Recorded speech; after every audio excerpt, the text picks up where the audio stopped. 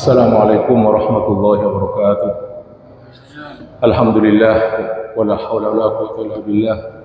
Wassalatu wassalamu ala Rasulillah sayyidina wa habibina Muhammad ibn Abdullah wa ala alihi wa ashabihi wa man wala, amma ba'du. Ikhwati wa akhwati, azinallahu wa iyyakum ajma'in. Kita lanjutkan hadis nomor ke-7.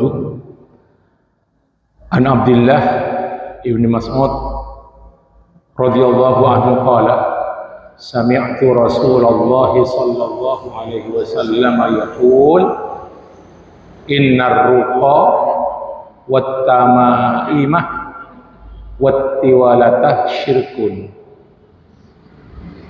Ini sudah selesai sebetulnya semua, tapi ada beberapa penjelasan lain. Innar ruqa, sesungguhnya jampi-jampi, jamak dari ruqyah. Wat tamaim, jamak daripada tamimah, yaitu azimat, jimat. Wat tiwalatah, nah ini kalimat yang baru mungkin bagi kita. At-tiwala itu juga jimat, hanya dalam kamus disebutkan biasanya dipakai oleh seorang laki-laki. Jimat tersebut yang ditujukan kepada seorang wanita supaya cinta senang kepada dia, atau sebaliknya wanita juga jadi punya jimat yang ditujukan ke laki-laki supaya senang kepada dia. Itu paniser, iya, atau kotekaan itu loh. Itu semuanya bentuk kesyirikan. Tapi sudah kita bahas masalah ruqa, masalah tamaim juga kemarin lusa sudah banyak itu masalah tamaim. Nah, sekarang tiwala juga sama sebetulnya dengan tamimah itu sama, hanya tiwala itu dipakai untuk kotekaan itu loh. Iya. Tentang ar-ruqa sendiri, ini ar-ruqa sendiri itu diterangkan lagi di sini ada dua macam kan. Ada ruqa masyru'ah, yakni yang syar'i, boleh jampi-jampi itu. Betul-betul ruqyah itu yang syar'i sudah kita bahas. Ada yang ruqa mamnu'ah, yang dilarang. Dia itu berbentuk kesyirikan. Ada satu riwayat tentang ruqa syar'iyah dan ruqa mamnu'ah sekaligus di dalam satu riwayat. Suatu ketika seorang sahabat bernama Auf bin Malik al-Asja'i itu datang kepada Rasulullah dan dia berkata, wahai Rasulullah, kunna narqi fil jahiliyah, kami itu sudah melakukan ruqyah pada zaman jahiliyah. Jadi ruqyah sudah dikerjakan pada zaman jahiliyah. Faqulna ya Rasulullah, kaifa tara fi dzalik? Kami berkata, kata Al-Asja'i, Auf bin Malik al-Asja'i, bagaimana pendapat engkau wahai Rasulullah tentang hal tersebut? Faqala i'ridu alayya ruqakum, paparkan kepada saya, tampakkan kepada saya bagaimana ruqyah kalian. Nah, apa terus jawaban Nabi itu, lanjutan jawaban Nabi, la ba'sa birruqa ma lam yakun fihi syirkun.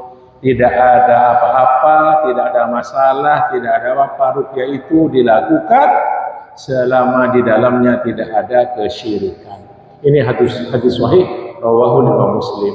Berarti kesimpulannya, kalau ruqyah tersebut tidak ada kesyirikan maka boleh. Tapi kalau ada kesyirikannya tidak boleh. Nah, kemudian ulama mengatakan, muallif di sini mengatakan ajma'al ulama ala jawazir ruqa inda ijtima'i salasati syurutin. Jadi itu ijma' ulama, boleh ruqyah dikerjakan dengan 3 syarat.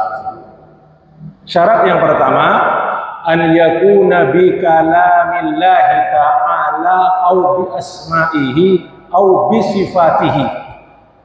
Jadi ruqyah tersebut di dalamnya itu adalah kalamullah, berarti dari Al-Quran. Au bi asma'ihi, ada asma-asma Allah. Au bi sifatihi, atau sifat-sifatnya. Ini salah satu juga bentuk tawassul yang dari 3 macam tawassul yang diperkenankan itu. Salah satunya bertawassul dengan kalam Allah wa sifatihi wa asma'ihi. Kita bertawassul dengan baca Al-Quran. Ya Allah, saya membaca surat ini apa saja. Bertawassul dengan Al-Quran, diniatkan, ya Allah terimalah doa saya tentang doa Sultan. Bertawassul dengan kalam Allah. Dengan asma Allah juga boleh. Ya Allah, dengan sifatmu yang maha kuasa, ya Allah tolong selamatkan saya dari mara bahaya ini. Ya Allah, dengan sifatmu yang maha lembut, tolong ya Allah jadikan hati si fulan lembut kepadaku. Bisa juga, itu namanya bertawassul dengan kalamullah wa sifatihi wa asma'ihi. Itu yang pertama, syarat yang pertama. Syarat yang kedua, an yakuna bil lisanil arabi au bima yu'raf maknahu min ghairihi. Dari dalam bentuk dalam bahasa Arab yang dimengerti. Nah, boleh apa namanya? Berarti kalau di bahasa Arab termasuk juga dari hadis-hadis yang ma'thur, boleh berupa berisi doa-doa dari hadis-hadis ma'thur, atau selain bahasa Arab tapi dimengerti maknanya. Kalau tidak ngerti sudah ada jampi-jampi seperti katanya bahasa Suryani, syarofilin, borofilin, satun, hatot, nazar, atau borofi, ada ngerti tak? Apa itu artinya? Borofilin, syarofilin, borofilin, satun, hatot, nazarat, baru nazarat, borofi ada itu. Ini katanya untuk menolak sihir.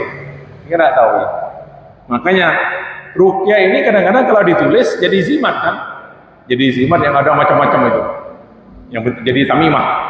Makanya saya punya pengalaman pribadi, pernah 2 sabuk berupa zimat, 2 sabuk nggak tanggung-tanggung, itu lebih dari 30 item isinya. 2 sabuk itu macam-macam isinya.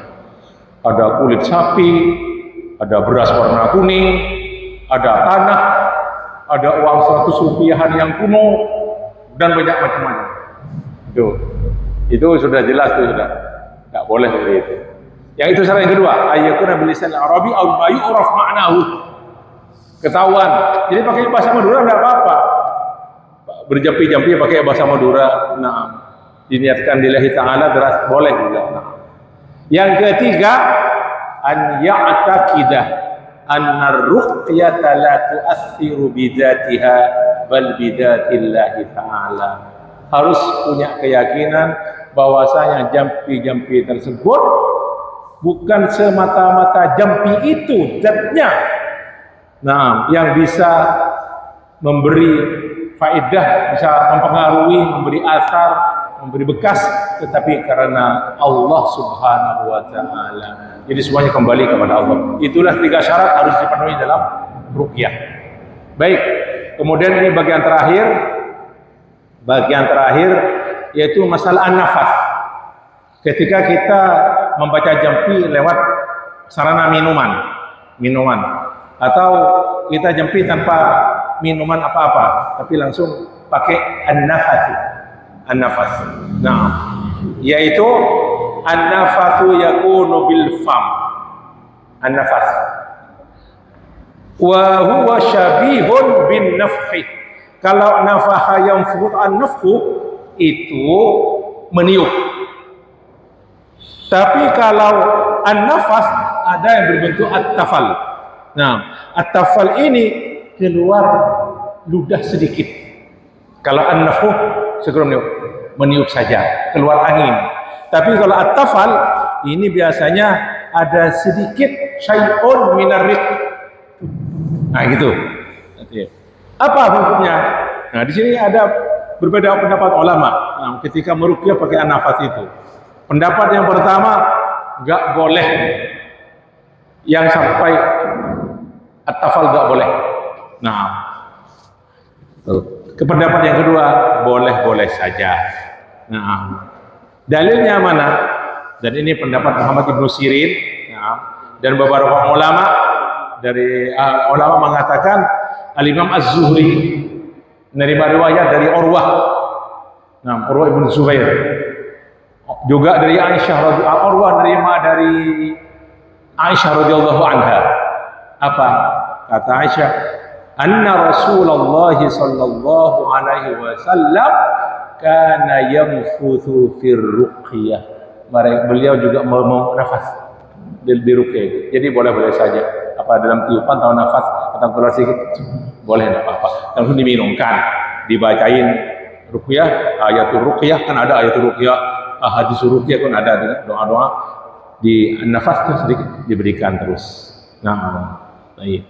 Terus di sini disebutkan wa kana al-Imam Ahmad yakrah an-nafala fir ruqyah wala ba'sa bin nafhi. Kalau kata Mas makruh mengeluarkan sedikit ludah. Tapi kalau hanya sekedar angin, an-nafhu, niup, tidak apa-apa, wala ba'sa. Apalagi pada zamannya Covid dulu kan, hati-hati. Kemudian Al-Imam Ibnu Arabi Al-Maliki, bukan Ibnu Arabi. Kalau Ibnu Arabi itu yang antara alif lam itu as-sufi. Nah, tapi Ibnu Arabi Al-Maliki ini faqihun malikiyun, ahli fikih dari madhab Al-Maliki. Dia berkata al-aslu fi jami'ir ruqa, jadi ar-ruqa sabilul ruqa, nah sama dengan sabilul ilaj wa tib, jadi sama dengan kedokteran juga. Al-aslu fiha na'am al-ibahah wal hal, jadi halal dan boleh, malam takun syirkan, selama tidak berbentuk syirik. Nah, wa kanat nafi'atan. Nah, jadi boleh-boleh saja dan bisa memberi manfaat. Nah, walaisal aslu fiha, kata Ibnu Arabi, al-man' wa ta'abbud. Nah, kasail adkar, kami dengan baca zikir-zikir itu semuanya. Hukumnya selama tidak syirik, hukumnya sama dengan zikir. Nah, kemudian ini penting juga ini untuk kita ketahui pendapat dari Al-Imam Ibnu Qayyim Al-Jauziyah. Nah, beliau menulis dalam kitabnya Zadul Ma'ad. Nah, kata beliau, wa rakhasa jama'atun minas salaf fi kitabati ba'dil Qur'an wa syurbihi wa ja'li dzalika minas syifaa'i alladzi ja'alallahu fihi. Ini kata Imam Ibnu Qayyim Jauziyah dalam Zadul Ma'ad. Nah, jadi boleh menulis ayat Al-Quran kemudian diletakkan dalam minuman, dijadikan minuman sebagai asyifa, pengobatan, di mana Allah bisa menjadikan pengobatan dalam hal tersebut, alladzi ja'alallahu fihi. Nah, kemudian beliau menukil juga guru beliau Ibnu Qayyim Jauziyah ini menukil pendapat Imam Ibnu Taimiyah bahwasanya anak Imam Ahmad yang bernama Saleh, bukan Abdullah, ada bernama Abdullah juga ada bernama Saleh. Beliau berkata, rubbama yaqtalal, kadang-kadang saya sakit, fayakhudhu abi qadahan min ma'in, bapakku Ahmad bin Hanbal mengambil semangkok air, nah fayaqra alaihi, kemudian Imam Ahmad membacakan pada air tersebut, wa yaqulu li, dan berkata kepadaku, isyrab minhu wa ghasil wajhaka, minum dari ini dan basuhlah dengan air tersebut mukamu, na'am, wa yadaika, tanganmu juga. Nah, jadi seperti itu boleh. Dan ada lagi nukilan lain dari Ibnu Taimiyah, tidak perlu saya sampaikan, sudah cukup sampai di sini dulu kajian kita sore hari ini. Alhamdulillah, terima kasih, mohon maaf. Mari kita akhiri liqa dan kafaratul majlis. Subhanakallah wa bihamdika asyhadu an la ilaha illa anta astaghfiruka wa atubu ilaik. Wa sallallahu alaihi wa Muhammad wa akhiru da'wana alhamdulillahirabbil alamin. Wassalamu alaikum warahmatullahi wabarakatuh.